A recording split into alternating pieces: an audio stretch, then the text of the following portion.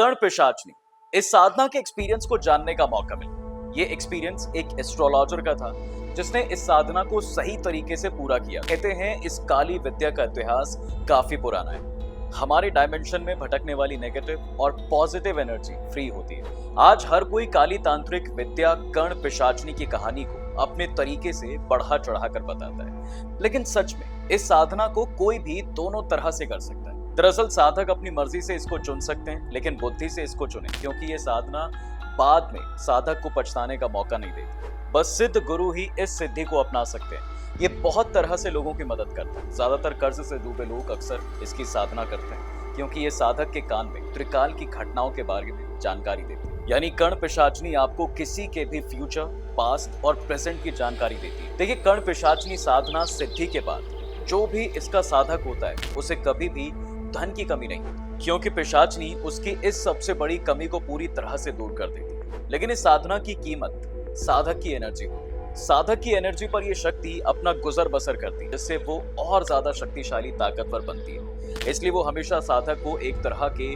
माया जाल में फंसाने की कोशिश करती है, ताकि लालच में फंसकर वो शक्ति के नीचे दबा रहे। हाँ, अगर आप कहीं इस साधना को करने का सोच रहे हैं तो इस साधना से जुड़े हर पहलू के बारे में आपको पहले जान लेना, फिर उसके बाद ही इसको चुनें। जहां तक हो पाए तो इस साधना को ना ही करें तो सही होगा, क्योंकि इसके ज्यादातर इस्तेमाल सात्विक नहीं है। किसी भी नेगेटिव एनर्जी यानी काली शक्ति को अट्रैक्ट करना काफी इजी है, लेकिन उससे पीछे छुड़ाना और कंट्रोल करना किसी के लिए भी बहुत मुश्किल हो जाता है।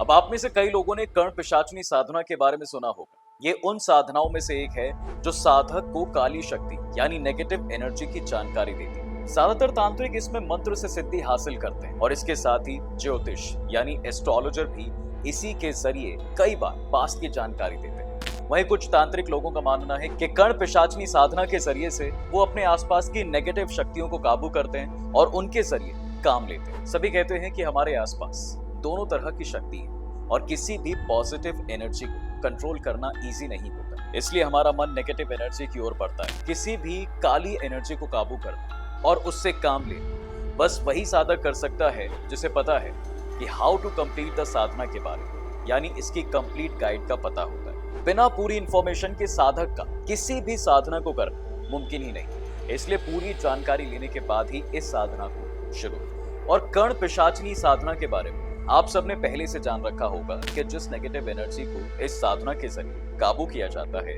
वो लालची, काम वासना से भरी हुई होती है। साधना 3 दिन की है और इसके पूरा होते ही साधक को कर्ण पिशाचनी की प्यास बुझानी होती है। वैसे सुनने में ये बात किसी फैंटेसी की तरह लग सकती है, लेकिन जो साधना करता है उसे इसका बाद में पछतावा ही होगा, क्योंकि ये कोई स्पिरिचुअल एनर्जी तो है नहीं, बल्कि हाईली नेगेटिव एनर्जी होती है। जैसे ही आपकी साधना पूरी होती है, ये बिना किसी कपड़े के किसी इंसान की तरह आपके सामने आ जाती है। कई बार साधक के मनोबल की कमी की वजह से ये आती नहीं, लेकिन अपने होने का एहसास जरूर करवा देती है। पिशाचनी इसमें साधक के शरीर के साथ खेलती है और उसे एक्साइटेड करती है बुरे कामों के लिए। लेकिन क्या आपको ये पता है कि आखिर कौन है कर्ण पिशाचनी? देखिए, तंत्र और मंत्र शास्त्र के हिसाब से कर्ण पिशाचनी अपार शक्तियों से भरी एक चमत्कारी स्त्री रूप होती है। उसके वशीभूत में होने से आपको बीते कल की घटित घटनाओं के बारे में पता चलता है और आज के समय में चल रही परिस्थितियों से भी वो आपको आगाह कराते हुए रास्ता दिखाती है। भविष्यवाणी भी कहती है इस समय आदमी खुद को सेल्फ कॉन्फिडेंस से भरा हुआ और अद्भुत शक्ति संपन्न मानने लगता है, या ये कहें कि उसमें दैवीय शक्ति आ जाती है और किसी की भी इच्छा पूरी करने की क्षमता हो पाती है। कहते हैं कि कर्ण पिशाचनी साधना सिद्धि अगर शमशान में अघोरी की मदद से की जा सकती है, और इसके मंत्र को सभी त्रिकालदर्शी मंत्र कहते हैं। कहते हैं इसके असर से आदमी के जीवन की हर छोटी से छोटी और छिपी हुई दुर्घटनाओं के बारे में पता चल जाता है। उन घटनाओं के आधार पर जीवन के बारे में पॉजिटिव चीज को एनालिसिस करके प्रॉब्लम्स का हल निकाला जाता है। कर्ण पिशाचनी को यक्षिणी और पिशाच योनि से माना जाता है। ये हमारे आसपास के डायमेंशन में टहलने वाली शक्तियां होती हैं, जिनका अपना कोई अस्तित्व नहीं। आप इन्हें मंत्रों की शक्ति से अट्रैक्ट कर साधक अपनी कल्पना से एक रूप देता है, या फिर ये साधक की एनर्जी पर अपना अधिकार जमा लेता है। मंत्र जब पूरा होते ही इसमें कोई भी रूप लेने की शक्ति आ जाती है और ये किसी तरह साधक से भी जुड़ जाती है। अब जानते हैं कि कैसे करनी चाहिए कर्ण पिशाचनी साधक। देखिए, जिन साधकों का 7 चक्रों में से एक मूलाधार चक्र जागृत होता है, सिर्फ वो ही इस साधना को कर सकते हैं। एक आम आदमी के काम वासना का स्तर बहुत ही कम होता है, जिसके लिए इस तरह की काली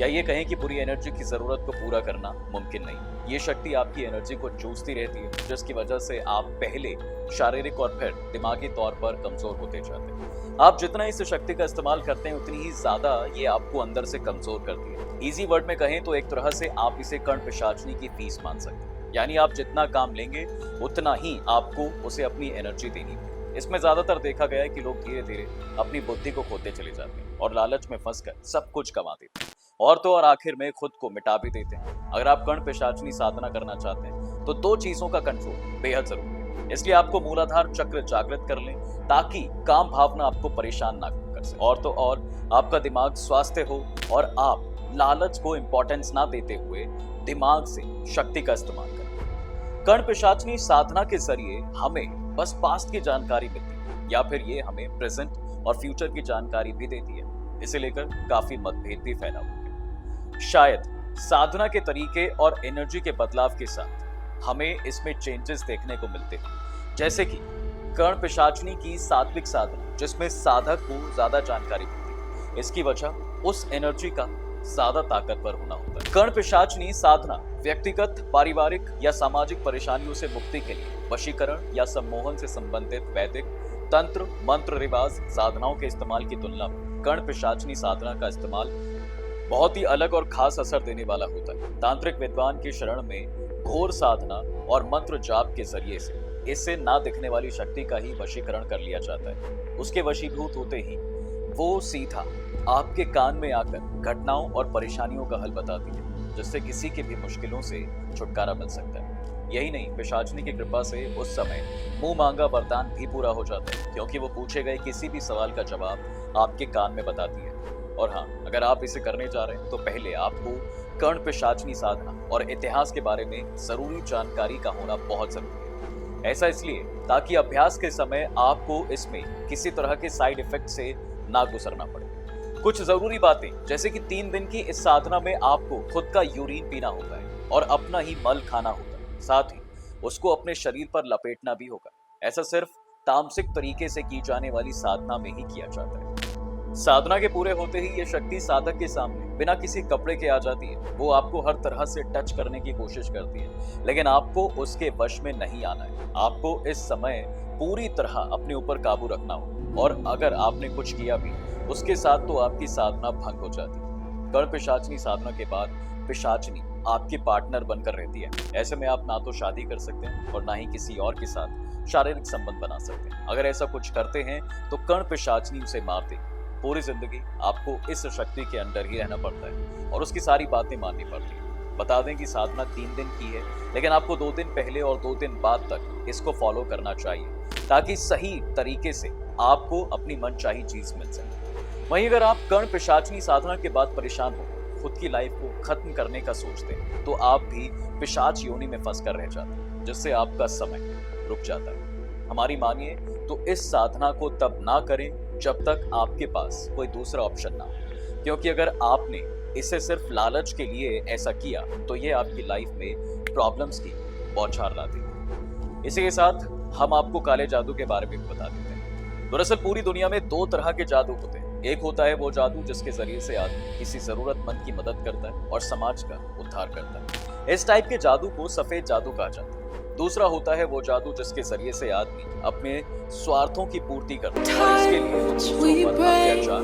और गलत काम भी करता है। ऐसे जादू को काला जादू कहा जाता है। काला जादू करने वालों के लिए ही एक खास वर्ड का इस्तेमाल होता है, जिसे हम सभी तांत्रिक नाम से जानते हैं। तांत्रिक लोग बड़े ही खतरनाक होते हैं। ये अपने लालच और स्वार्थ के लिए दूसरे व्यक्तियों को काबू में कर लेते हैं, फिर उनसे वो सब काम कराते हैं जिनसे तांत्रिकों को फायदा हो। इन टोटकों को करने के लिए तांत्रिक आपके शरीर से जुड़ी हुई किसी भी चीज को चुरा लेते हैं, जैसे कपड़ा, बाल, नाखून। फिर इन चीजों के जरिए से वो एक कपड़े की गुड़िया बनाते हैं, जो आपके शरीर का ही एक प्रतिबिंब मान लीजिए। इसके बाद वो इस गुड़िया यंत्र के साथ जो भी करते हैं, उसका असर आपके शरीर और दिमाग पर दोनों पर होने लगता है। तो आपने जाना कि कर्ण पिशाचनी क्या होती है, अगर आपको इससे जुड़ी कोई भी इंटरेस्टिंग कहानी या किस्से पता है तो हमें नीचे कमेंट करके जरूर बताएं और अगर ये वीडियो पसंद आई है तो इसे लाइक और चैनल को सब्सक्राइब जरूर कर दें।